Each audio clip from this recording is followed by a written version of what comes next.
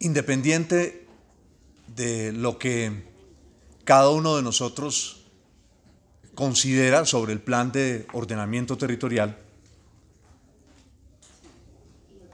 sobre su pertinencia o no, nos ofrece a todos la posibilidad, por supuesto, si asumimos nuestros deberes de manera completa, de reflexionar sobre la ciudad que tenemos y sobre los eventuales futuros de esa ciudad. Y digo eventuales futuros porque ninguno de nosotros tiene la capacidad de prever cuáles serán los caminos, o el camino más bien, cuál será el camino que Bogotá escoja de las diferentes alternativas que hoy tiene frente a sí. No se puede planear el futuro de una ciudad. Se puede lanzar unas hipótesis sobre ese futuro, se pueden diseñar unos instrumentos, pero al ser la ciudad es un cuerpo vivo que no se puede sujetar con unas bridas, pues no nos es dado conocer exactamente cuál será la ciudad del futuro. Por eso son tan importantes las conversaciones y las discusiones que, por desgracia, en muy raros momentos se tienen sobre el presente y el eventual destino de la ciudad. Esos momentos son muy escasos, señor secretario de Planeación. Ni siquiera en las instituciones académicas ello se da con frecuencia, porque, por supuesto, requieren no solamente de la intención de conversar o discutir sobre la ciudad, sino que requieren de mucho estudio al respecto. La administración nos entregó al lado del articulado un sustento técnico, un documento técnico bastante amplio, que ojalá muchos ciudadanos pudiesen leer, porque es un instrumento interesante para este debate que estamos dando aquí. A la par de esto, es bueno que no perdamos de vista que una ciudad tiene un pegamento que la une. La ciudad no solamente son las construcciones en las que vivimos, en las que trabajamos, en las que ejercemos nuestros deberes, como es el caso nuestro. La ciudad no solamente son sus aceras, sus vías. La ciudad no solamente es la economía que la mueve. La ciudad no son solamente sus medios de transporte o los lugares en los que vamos a reflexionar con nuestro espíritu. Las iglesias, las bibliotecas, los teatros. No podría seguir describiéndolas si no incluyese los pequeños pedazos de naturaleza que siguen vivos dentro de una ciudad como la nuestra. Una ciudad fundamentalmente existe por un pegamento que la une, que se llama civismo. Sin ese pegamento no es posible la ciudad. Y ese es un primer elemento sobre el que yo quisiera reflexionar hoy aquí. Porque ese pegamento hoy en Bogotá no está funcionando. Y ese es quizá para mí el problema central de Bogotá. Podemos tener una ciudad con una magnífica economía, podemos tener una ciudad con unos magníficos edificios, podemos tener una ciudad con magníficos sistemas de transporte, los más modernos que podamos imaginar. Trasladémonos con nuestra imaginación hasta Singapur, que nos ofrece los más modernos sistemas de transporte que podamos imaginar y la posibilidad de que los ciudadanos los usen. Pero si no hay civismo, las ciudades no son posibles. No tenemos ciudades, tenemos montoneras. Tenemos fuerzas desatadas a sus pasiones. Tenemos la violencia primando sobre los seres humanos. Si no hay civismo, los intereses privados más codiciosos se imponen sobre el bien común, sobre el interés general. Pero además, si no tenemos civismo y si las fuerzas que cohabitan en la ciudad están profundamente divididas, pues No podemos establecer o no tenemos frente a nosotros la oportunidad de establecer un curso común, incluidas las diferencias, para el conjunto de quienes habitamos la ciudad. Por eso a mí me parece interesante esta oportunidad que ofrece, insisto, independiente de la posición que tengamos, política, jurídica e ideológica, la posibilidad que ofrece el plan de ordenamiento territorial de que por un momento nos detengamos y digamos, oiga, más allá de nuestros intereses, de nuestras pasiones, de las cosas que nos dividen, hay otros elementos que podrían unirnos a todos. Por desgracia, esos elementos están muy debilitados hoy en Bogotá. El civismo, ya desde hace varios años, desde hace varias administraciones, vive un estado de colapso en nuestra ciudad. Las razones son muy diversas. Yo, para no extenderme, señalaría dos. Una, que no tenemos unas élites gobernantes hoy, ni en nuestra ciudad, ni en el país, que se ganen ese derecho por los sacrificios y los esfuerzos que hacen o que hagan o que pudieran hacer para servir a otros. Hace unos días, un amigo me preguntaba, ¿usted por qué es que admira tanto a Bolívar? Y yo le decía, para mí es muy sencillo, lo admiro porque fue un hombre que creció en medio de los privilegios más grandes de nuestra era colonial. Era probablemente, estaba dentro de los 3, 4, 5 herederos más ricos de toda la Hispanoamérica colonial. Y ese hombre renunció a sus privilegios por una vocación de servicios y corrió riesgos, puso en juego no solamente su fortuna, no solamente su lugar privilegiado en la escala colonial de la América hispana, sino que puso en juego y en riesgo su vida para servir a otros. Y eso es lo que no encontramos hoy, ni en las clases dirigentes, ni de esta ciudad, ni de nuestro país. Ya no se quieren correr riesgos, solo se quiere que se sirvan en la mesa los privilegios sin ningún riesgo. Ya no se quiere salir a jugarse la vida por servir a otros, sino atiborrarse de privilegios ganados de mala manera, fundamentalmente a través del saqueo de los dineros públicos. Y eso envía un mensaje nefasto a la sociedad. El Bolívar de su época envió un mensaje maravilloso. Estoy dispuesto a jugarme la vida para con ustedes liberar estos países. Y a la par de eso nos encontramos con otro elemento que acompaña este colapso del civismo. El desinterés de nosotros los ciudadanos en los asuntos públicos es pavoroso. Pensemos, ¿cuántas personas llegaron a los 2 cabildos para opinar sobre el tema del plan de ordenamiento territorial?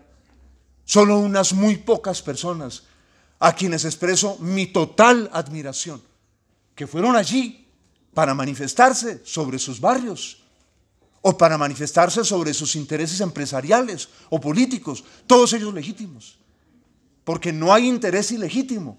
Lo que es ilegítimo es que el interés se encubra, pero cuando el interés se expresa de manera abierta, ese interés es legítimo, hay que considerarlo. Debe decidir ya la autoridad y la sociedad si ese interés debe primar o no debe primar. Entonces, es uno de los aspectos que más me preocupa a la hora de discutir el plan de ordenamiento territorial. Porque, ¿qué plan de ordenamiento territorial, cualesquiera que él sea, va a ser eficaz si el grupo dirigente solo piensa en sus privilegios? Todo el grupo dirigente, por ejemplo, predica sobre el transporte público. ¿Y cuántos lo usan? Eso es un ejemplo clarísimo. ¿Cuántos realmente usan día a día el transporte público?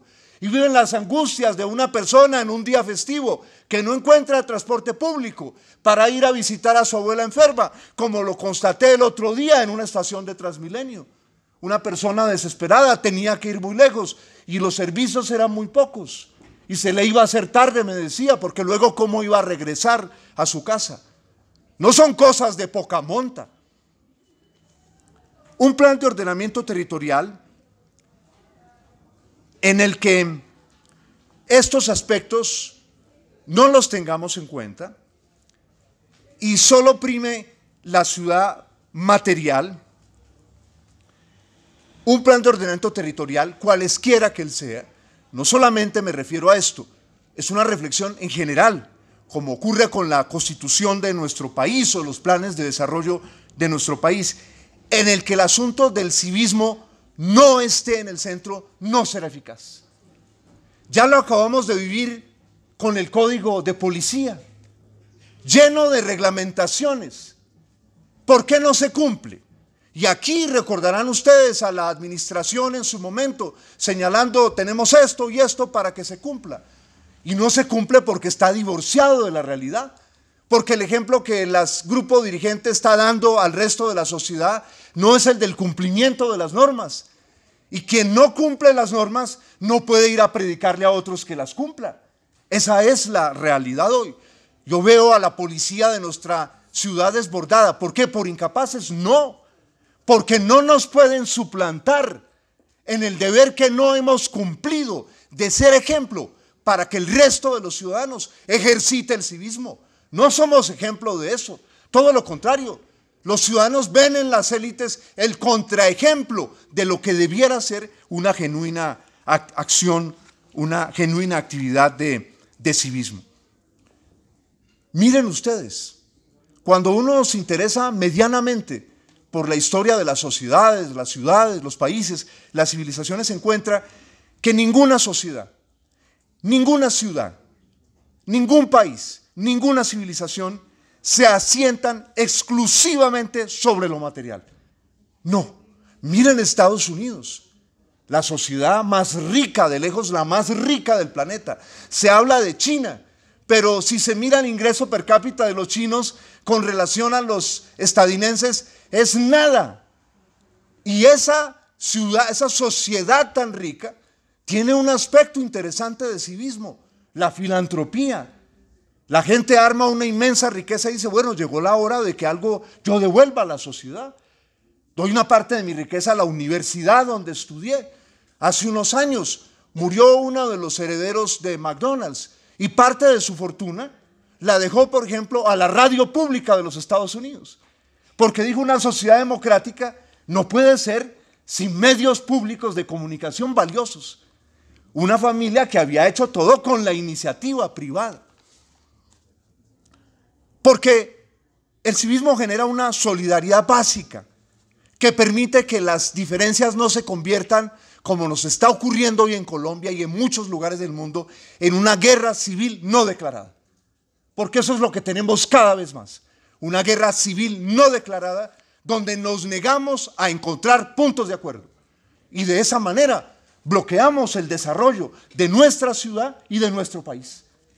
Porque el único objetivo de cada lado es partidizar la discusión, evitar crear puentes y convencer a la ciudadanía de que solo la opción partidista es la única opción posible. Y así no se puede construir esa solidaridad básica que es fundamental para que existan ciertos valores mínimos comunes. Cuando dichos valores no existen o son abandonados, las ciudades entran en declive. Y ese es un riesgo que tenemos hoy en nuestra ciudad. Los alcaldes, los últimos, están siendo elegidos con 1/3 de los electores. De manera que en la noche misma de la elección, los últimos alcaldes y el que llegue o la que llegue, tienen ya a 2/3 partes de los bogotanos insatisfechos con ellos.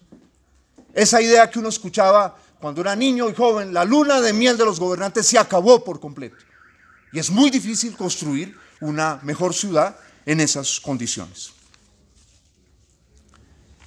Hay unos componentes centrales del derecho a la ciudad que me parece es uno de los elementos que a mí me guían para interpretar este plan de ordenamiento territorial, el derecho a la ciudad. ¿Y cuáles son esos elementos que componen el derecho a la ciudad? En primer lugar, un derecho a una vivienda, a un techo bajo el cual cobijarse, una aspiración de la humanidad desde que se convirtió en humanidad, desde que salimos del mundo animal a nuestro mundo. Por supuesto, acompañando a esto, el derecho a un trabajo, el derecho a educarse, y esto es muy importante en sociedades como la nuestra, para ascender socialmente. Durante siglos en Colombia el ascenso social se castigaba, porque claro, los pocos que estaban arriba no querían que el resto ascendiese. Pero el motor fundamental de las sociedades modernas, Israel, por ejemplo, es un país muy pequeño, pero tiene una economía y una cultura extraordinarias. ¿Y por qué? Porque cada habitante de Israel siente que hay un mundo por delante que a él se le brinda. Que hombres y mujeres, cuando salen del servicio militar, tienen derecho a una vida, a construir una vida, como científicos, como empresarios, como gente de la cultura. Si quieren viajar unos años para después regresar a su país, lo pueden hacer. De manera que el derecho a la educación, pero para el ascenso social. No la educación para sentarse frente a unos libros y reflexionar sobre ellos aislado de la sociedad, para poder además intervenir en la sociedad y contribuir a su desarrollo. Por supuesto, para las ciudades muy importantes, el derecho al movimiento, porque las ciudades más interesantes del mundo están conformadas por migrantes. Cuando damos el debate sobre los venezolanos, se nos olvida que las ciudades más interesantes del mundo están llenas de migrantes. Es una característica. ¿Qué es Londres? ¿Cuántos londinenses se encuentra uno caminando por Londres? Muchas veces solo en la televisión. Uno puede recorrer barrios enteros tremendamente vibrantes de Londres, los barrios de los habitantes de nuestro Caribe, por ejemplo, Trinidad y Tobago, Barbados, y no encuentra un cockney, ¿cierto? Un londinense nativo, pero eso no hace a Londres menos interesante. ¿Qué es Nueva York? Es una ciudad de migrantes. Hará unos 5 años, uno de los herederos del imperio cosmético, Lauder, inmigrantes pobres judíos del antiguo imperio austrohúngaro, le entregaba en donación al Museo Metropolitano de Nueva York una colección de arte evaluada en más de $1.000 millones. Y le decía, esta es la donación que mi familia hace a esta ciudad, porque para nosotros esta ciudad fue el cielo. Tocamos el cielo llegando a ella. Judíos pobres del antiguo imperio austrohúngaro. Entonces, ese es un derecho, el derecho a moverse dentro, a llegar a la ciudad y a seguirse moviendo dentro de ella, moviéndose hacia arriba socialmente y moviéndose horizontalmente por todo el tejido de la ciudad. Por supuesto, un derecho cada vez más relevante hoy, el derecho a un ambiente no contaminado, que es un derecho que se está exigiendo hoy a nivel global. Miremos el tema del derecho a una vivienda. Yo ya lo he planteado aquí. Sin la ayuda estatal, los pobres no tienen derecho a vivienda. Es lo que hemos constatado a lo largo de la historia contemporánea de Colombia. No tienen derecho a una vivienda. A mi juicio, este plan, que insisto, tiene un diagnóstico muy valioso, concibe equivocadamente que solo las fuerzas del mercado le proporcionarán vivienda a los sectores menos privilegiados, algo que no es corroborado en países como el nuestro. En el diagnóstico, la administración nos ha presentado, y varias veces aquí en las intervenciones, por ejemplo, que Bogotá ha expulsado la vivienda de interés social a Cundinamarca, y atribuyen eso a un diagnóstico que no voy a repetir acá, porque ustedes lo han presentado, un diagnóstico sobre el estado del suelo en la ciudad conectado con unas restricciones establecidas por gobiernos que desarrollaron el POT, que se puso en funcionamiento desde mediados de la primera década de este siglo. Pero me llama la atención que estudiando una publicación sólida como es Colombia Construcción en Cifras, que publica Camacol, basado por supuesto en información propia y en información del DANE, si uno amplía el tiempo del diagnóstico, desde el 2004 hasta el día de hoy, en conjunto, el 69% de la vivienda de interés social se licenció en Bogotá y no en Cundinamarca. Entonces, yo llamaría a que revisáramos eso. ¿Para qué? Porque creo que es muy importante plantearnos, bueno, ¿y con qué instrumentos vamos a lograr? Si generáramos más suelo, ¿cuáles son los instrumentos para generar vivienda? Porque todos lo sabemos aquí, y creo que ustedes también, y no les voy a imputar que digan que no estoy diciendo eso, pero sabemos que podemos generar más suelo Pero si los instrumentos no son precisos, no generaremos más vivienda para los sectores populares. Ese es un elemento en el que siento que el diseño del POT todavía está muy débil. Es lo que siento analizándolo con mis colaboradores, que no los he mencionado, de mi equipo. 2 de ellos se han consagrado exclusivamente al estudio del POT en los últimos meses, que son Julieta Álvarez y Juan Sebastián Pardo. Un tercero, ya no está hoy conmigo porque está estudiando en la Universidad de Nueva York, que es Juan Sebastián Moreno, que si está siguiendo la transmisión, pues lo saludo desde acá para agradecerle también el trabajo magnífico que hizo. Luego está el derecho a un trabajo.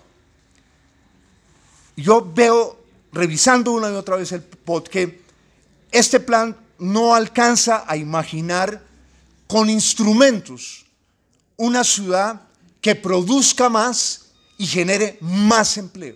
¿Por qué eso es tan importante? Porque no nos hallamos en una economía que haya mantenido la producción de trabajo formal durante décadas. Es decir, no estamos actuando sobre una inercia que nos diga, miren, aquí generamos tanto trabajo formal que eso no es una preocupación. Sí, hay sociedades donde esa no es la preocupación. En el caso nuestro, sí. Y yo llamaría la atención de los colegas y de la administración y de los ciudadanos sobre ese asunto. Porque parte del hecho de que la gente no puede acceder a la vivienda, como lo hace la clase alta, la clase media alta y una parte de la clase media, con sus propios recursos, es que no puede generarlos. Y no puede generarlos porque no puede planear mínimamente, porque no dispone de un trabajo que le permita planear mínimamente. Voy a tener este trabajo durante tanto tiempo, podré ahorrar, podré comprometerme y que el sistema financiero pues vaya al encuentro de esas pretensiones de los ciudadanos. Aquí, todos los últimos gobiernos, de centro, de derecha y de izquierda, ahí ninguno se salva, eso es bueno subrayarlo, han expulsado la industria de la ciudad. Ese no fue solamente un fenómeno colombiano, fue un fenómeno mundial, excepto el sudeste asiático. Y en parte Alemania, en buena parte Alemania, y por eso Alemania es hoy un país que no tiene estos problemas de Estados Unidos gravísimos de desindustrialización. Como expulsamos la industria, había unas razones, recordarán ustedes, ambientales, eso no lo debemos olvidar tampoco, porque sería juzgar pretenciosamente a quienes lo hicieron desde una soberbia de sabiondo post facto. Había unos hechos, cuando muchos de nosotros crecimos, la palabra más usada era la polución, ¿cierto? Importada del francés, la polución es el problema del mundo, las chimeneas, entonces saquemos la industria de las ciudades. Pero en el caso nuestro, eso generó un desbalance muy peligroso en la generación de empleo para los sectores de baja escolaridad y de mediana escolaridad. Porque quisimos sustituir esa industria que faltó, ¿con qué? Con un comercio, el sector de la construcción y los servicios financieros que no son motores suficientes para generar el ingreso formal, el empleo formal que Bogotá requiere. Entonces, yo siento que el POT no es que ha presentado la administración, no es que no hable de economía, claro que sí habla de economía, pero no habla en los términos que hoy necesitamos. Tampoco lo hizo la propuesta que trajo la anterior administración, eso es bueno señalarlo, porque los sesgos ideológicos nos nublan a todos, yo me incluyo en primer lugar. Si no hay ser humano sin sesgos, y ninguno de nosotros va a quedar indemne si hay una guerra civil no declarada política ideológica, eso nos afecta a todos. Quizá por eso hablo con tanta claridad sobre eso, porque en primer lugar trato de decir, bueno, ¿y cuáles son los antídotos que yo puedo buscar para mí? En primer lugar, no puedo predicarle a otros, sino darme cuenta que el mismo problema me afecta a mí. De manera que allí el sudeste asiático nos lanza un mensaje aún con los problemas ambientales. Las ciudades pueden continuar siendo un centro productivo de primer nivel. Y hoy contamos con tecnologías que posibilitan eso. Claro, China no es todavía el mejor ejemplo, pero China ya tiene ese interés, ya dice, oiga, necesitamos que las ciudades sean centros productivos, pero no centros de catástrofe ambiental. Porque venimos de una experiencia en los años 60 y 70, ojo, la ciudad está convirtiendo en un centro de catástrofe ambiental, desindustrialicémoslo. Pero eso ha generado un efecto y es que muchas ciudades se han convertido en ciudades para ricos. Porque entonces en muchas ciudades interesantísimas, ¿quién puede vivir? El rico. El rico, el que no va a buscar empleo a la ciudad, sino que va a disfrutar riqueza a la ciudad. mire usted, señor secretario de Planeación, los nuevos rascacielos pluma que se están proponiendo para el entorno de Quinta Avenida, de Park Avenue, mirando al Central Park. Unas cosas delirantes, ¿no? Unas cosas delgaditísimas. ¿Por qué? Porque quienes llegan a Nueva York, pues no llegan a buscar empleo, llegan a tener a Nueva York como una de las sedes de su intensa actividad social y económica, como un observatorio además. Entonces, por eso necesitamos pensar nosotros más instrumentos para generar empleo formal. Luego, tenemos un problema en Bogotá muy serio con el ascensor social. Y eso en todas las administraciones. Las administraciones, algunas reclaman legítimamente que han reducido los niveles de pobreza, pero el ascenso social, es decir, pasar de un estrato 1, un estrato 2, a un estrato 3 y seguir subiendo, es una rareza en nuestra sociedad.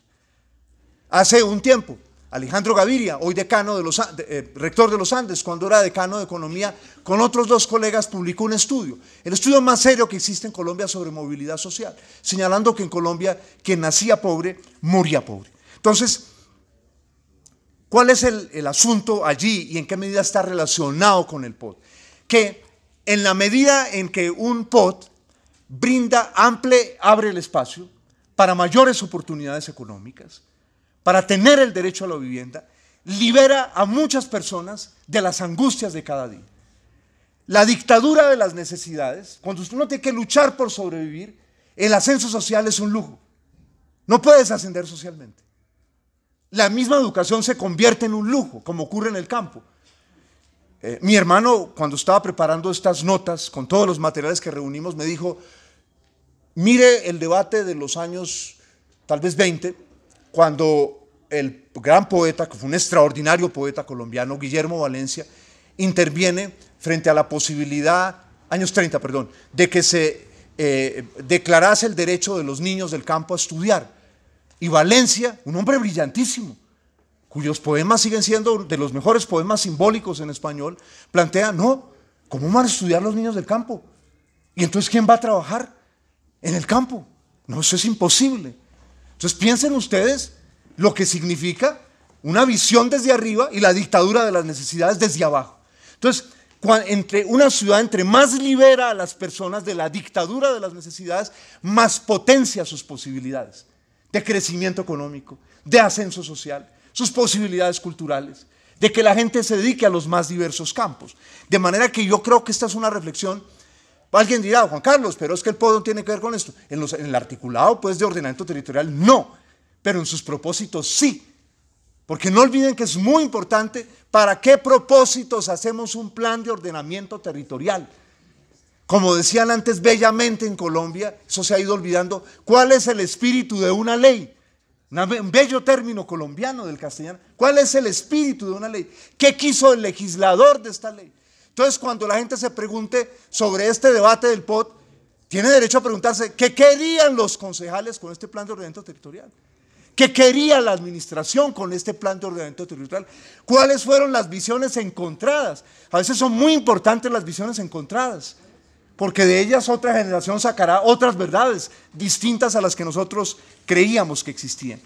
Hay un elemento crucial también para mí y en la historia de las ciudades, que es el derecho a moverse libremente dentro de una ciudad, que es quizá el elemento central para el éxito extraordinario que las ciudades han tenido en el mundo en los 3 últimos siglos. Como nosotros vivimos en una gran ciudad, nunca nos hacemos la pregunta, ¿y por qué las ciudades triunfaron sobre el campo? Esa no es una pregunta de perogrullo, es una pregunta muy importante. ¿Por qué en tan corto tiempo China va a llevar, en China 200 millones de personas se van a ir en 2 décadas del campo a la ciudad? 200 millones de personas. Una de las más grandes migraciones en la historia de la ciudad. Y una de las razones, vuelvo a repetirlo, es porque en la ciudad usted se mueve, a la ciudad usted puede llegar y es recibido. Lo que estaba escrito a la entrada de las ciudades burguesas en Alemania al final de la Edad Media, decía, el aire de la ciudad te hace libre. Eso es muy importante. Llegas a la ciudad para desembarazarte de prejuicios, incluso para hacer otro. Pues hoy en la ciudad hay la posibilidad de que la gente se convierta en otro sexualmente, por ejemplo. que adquiera otras identidades inimaginadas hasta hace poco tiempo en nuestro país y en el mundo. Pero también es la forma como nos movemos.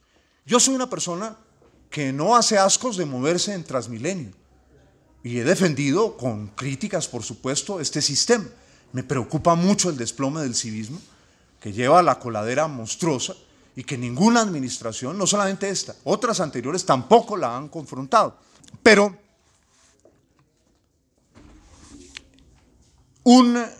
un sistema, digamos, y todos los sistemas de moverse por una ciudad tienen limitaciones, todos.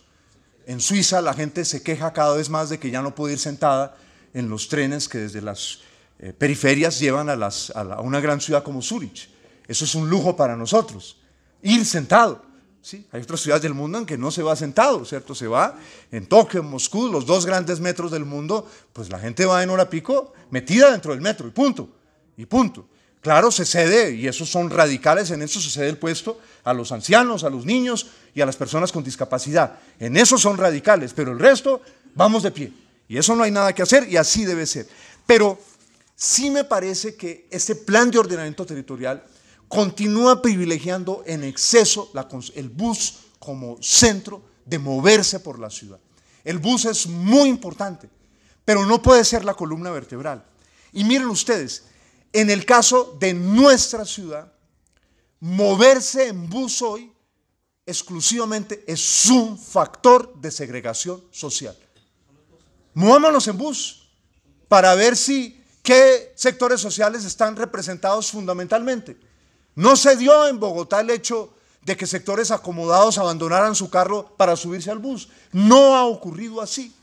De manera que Bogotá necesita otros sistemas de moverse, no como un lujo, sino como una necesidad. Es decir, un sistema con más ofertas se vuelve un sistema menos segregado socialmente. Eso es muy importante. Y no me estoy inventando un carretazo aquí. La experiencia de los Países Bajos, la experiencia de los países escandinavos, incluso la experiencia de una ciudad en el territorio nuestro como Buenos Aires. No tenemos que irnos muy lejos, ¿cierto? Entre más alternativas tienes, más posibilidades tienes de que el transporte no sea segregado. Entonces, yo llamaría la atención de que lo que hoy tenemos son serias restricciones al libre movimiento dentro de la ciudad. Porque lo que se ha impuesto en los últimos años en términos de moverse por las ciudades, sálvese quien pueda. De manera que cada forma de moverse quiere imponerse sobre las otras, no convivir sobre las otras. Si te subes a una bicicleta, te crees el dueño de la ciudad, con derecho a pasarte los semáforos como sea, atropellar a los peatones que estamos cruzando en ese momento la franja peatonal. Ah, no, porque yo soy ciclista. Pero señor, un momentico, el semáforo está también en rojo para usted. No, yo soy ciclista. El de la patineta, uno también como peatón. Ese es otro llamado de atención que quiero hacer. Concluiría con unas reflexiones sobre el derecho a un ambiente no contaminado, que es cada vez más importante en las ciudades y pueblos de nuestro planeta. A mí me preocupa que concibamos la casi totalidad de los pocos lugares verdes que nos quedan como espacios públicos. Hace 20 años, y no me da vergüenza reconocerlo, yo acompañaba esa idea, y no me da vergüenza reconocerlo, la acompañé, porque estábamos en otro momento. Hace 20 años yo jamás había oído el tema del calentamiento global, no lo había escuchado, y era una persona interesado en términos medioambientales. Desde la primera asociación a la que yo pertenecía en el colegio fue una asociación ambiental, ¿sí? ¿Qué es lo que tiene? Entonces, lo que ocurre es que se ha dado un giro. Esa concepción era adecuada, pero hoy ya no lo es, porque nos enfrentamos a un terreno de elevada incertidumbre que se deriva del calentamiento global. Entonces, como tenemos un terreno de elevada incertidumbre, es muy importante aplicar un principio de precaución. ¿Y cuál es el principio de precaución en las grandes ciudades? Que somos corresponsables de buena parte del calentamiento global, las ciudades. Por eso en el mundo hoy se promueve tan duro el cambiar los combustibles fósiles por otro tipo de combustibles en las grandes ciudades. Entonces, me parece que el plan de ordenamiento va en contravía de ese principio de precaución que deberíamos poner en práctica y que es preservar con la mínima intervención de acciones humanas los pocos lugares verdes que nos quedan en las ciudades. Ni hablar ya de los que están por fuera de las ciudades. Preservar es un principio de precaución. ¿Qué significa principio de precaución? Como no sabemos todos los efectos que el calentamiento global traerá consigo, es mejor cuidarnos. Eso es como cuando el médico le dice a alguien, no consuma esto, pero eso me afecta. No, tenemos que esperar. Miremos a ver si esto tiene algún efecto sobre usted. Entonces, concebir los cerros, los reductos de humedal que nos quedan, el borde del río como espacio público me parece un riesgo inmenso. Porque, insisto, no sabemos. Se puede modelar, pero todo modelo es una hipótesis. Hoy podemos modelar los comportamientos del clima, claro que sí. Podemos modelar cómo se desempeñará nuestro río, pero son modelos, es decir, son hipótesis. No podemos poner la firma y decir, no van a ocurrir inundaciones, no lo sabemos. Que hemos creado una ingeniería para reducirlas, es cierto, pero nos puede sorprender. Y ahí yo llamaría la atención sobre ese principio de precaución. Terminaría con esto. El derecho a la ciudad también significa el derecho a vivir y preservar la historia de la ciudad, de sus habitantes y de sus barrios. Las ciudades más genuinas, las que más llaman nuestra atención, son una combinación de crecimiento orgánico, el cual surge de la acción espontánea de sus habitantes a través de los siglos, durante generaciones y generaciones, y esto combinado con ideas y acciones promovidas por las élites urbanas, que en los 2 últimos siglos ha recibido esta acción el nombre de planeación. Las mejores ciudades combinan esas dos cosas. Si bien estos dos tipos de transformación urbana pueden o bien entrelazarse, o bien prevalecer uno sobre el otro durante un tiempo, el predominio de una sola de estas visiones sobre el otro puede hacerle un inmenso daño a una ciudad. Solo el predominio de una idea de hay que planearlo todo en la ciudad, se puede ahogar lo orgánico que tiene la ciudad. Por ejemplo, hoy se habla mucho de lo creativo en las ciudades y eso no fue planeado por nadie. Eso surgió espontáneamente. Picasso no llegó a París porque hubiera un plan de la municipalidad de París para atraer a jóvenes catalanes promisorios con vocación de pintura. Llegó. ¿Y a dónde se fue a vivir? A un lugar orgánico de París, lleno de prostitutas, de ladrones, de artistas de circo, lo que la ciudad despreciaba. Y allí realizó una carrera y se convirtió en uno de los parisinos más importantes del siglo XX, sin ser parisino. Entonces, eso es lo que llamo lo orgánico. La planeación también es importante. Un buen sistema de transporte tiene, claro, está cierto, un elemento de planeación. Claro que lo tiene. Entonces, mi preocupación aquí es que el plan de ordenamiento se incline en demasía hacia la planeación en detrimento de la historia orgánica de construcción de nuestra ciudad. Muchos barrios pueden parecer no glamurosos, pero tienen una intensa vida. Son muy vitales desde el punto de vista de las experiencias personales, los recuerdos personales que se tienen sobre el barrio, que dan un arraigo con la ciudad. En esta ciudad nos quejamos del desarraigo, pero si arrasamos una parte de esos barrios que no son glamurosos, pero que tienen identidad, donde la gente creció, donde muchos quieren seguir viviendo, probablemente contribuyamos al desarraigo en Bogotá. Y allí a mí me preocupa el ambicioso programa de renovación urbana. A mí me gusta la renovación. Personalmente la he apoyado a lo largo de la historia. Recuerdo la primera persona que se puso en la oficina de planeación, se me escapa ahora el nombre, la memoria a veces es Elsa Patricia Borges, de trabajo magnífico, de gratísima recordación para mí y su equipo, y otras, Katia González también, mujeres muy interesantes. No estoy en contra de la renovación, pero me planteo 7.808 hectáreas pensadas de renovación no significan una amenaza para esa historia orgánica de parte de Bogotá. Y recordemos cuáles han sido los resultados en los últimos años con el tema de la renovación. Y los resultados no son no son tan grandes que uno pueda decir vamos a ser capaces de realizar toda esa renovación. Desde el POT del 2004, ustedes lo saben mejor que yo, hasta diciembre del 2017, se habían adoptado ¿cuántos planes parciales? En ese periodo, sí. Yo le sumo 2 más, ¿cierto? 10, ¿sí? ¿Y cuántas hectáreas de suelo aproximadamente? 149 hectáreas de suelo. Entonces, yo lo que digo acá, si nos ponemos metas demasiado cobardes, paralizamos el desarrollo de la ciudad. Pero si nos ponemos metas demasiado ambiciosas, la evaluación va a ser, esto es un total fracaso. Yo creo que la renovación urbana es importante, pero no atropellando la parte orgánica de la historia de la ciudad. Digamos, intentando mejorar esa parte orgánica. Digamos, que la gente no sienta, porque es lo que yo he sentido, y lo transmito aquí con sinceridad. Yo no soy una persona caracterizada por su extremismo, ¿no? A veces me acusan, esto es demasiado moderado, ¿cierto? A mí me gusta mi moderación porque eso se corresponde con mi naturaleza. Yo no puedo ser de otra manera. Entonces, a lo que yo invoco aquí es, los 2 elementos combinados son potentes. Ciudad orgánica más ciudad planeada producen magníficas ciudades. Entonces, yo, presidente, quiero agradecer el tiempo que se me ha brindado. Lo veo como una contrapartida para mi trabajo que debo cumplir aquí, de asistir juiciosamente a cada uno de estos debates. Yo lo que creo es, podemos intentar imaginar una Bogotá que no sea un convidado de piedra frente a este proceso de surgimiento de ciudades globales. Hoy una ciudad y un país, ¿es global o no es? Independiente de lo que uno piense. Claro, hay diversas formas de imaginar la globalización.